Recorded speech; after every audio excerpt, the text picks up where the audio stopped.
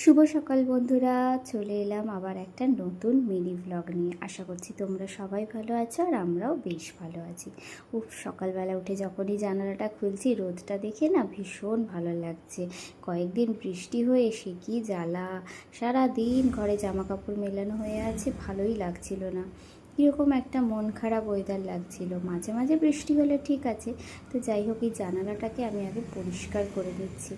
মানে কেন বলো তো, মানে এখানে একটা টব ছিল, তার মাটিটা একটু ছড়িয়ে গেছে। আমি জানালাটা সবসময় একটু পরিষ্কার করে রাখি। এটা একটু পূর্ব দিকের জানালা, গোল্ড মাঝে মাঝে ওঠে, আবার কিছু রোদে দেওয়ার থাকলে মানে বালিশ বা কোনো জিনিস এইখানটাতে আমি দিই।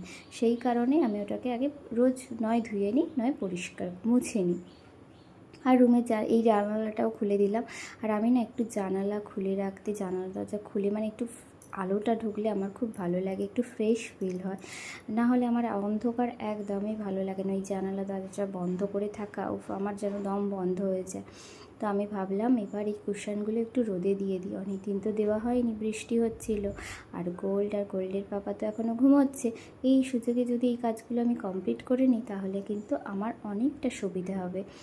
মানে গোল্ড উঠে গেলে ওর সাথে একটু খেলা, ওকে একটু টাইম দেওয়া, আর ওর রান্না বান্না এগুলো তো সব কিছুই বাকি আছে, ওগুলো করবো। সেই কারণে ভাবলাম আগে এই কাজগুলো করে নিই, আর ও উঠতে উঠতে এগুলো অনেকটাই আমার কমপ্লিট হয়ে যাবে। তো দেখা যাক কতটা কী করতে পারি। তো আজকের জন্য বাই।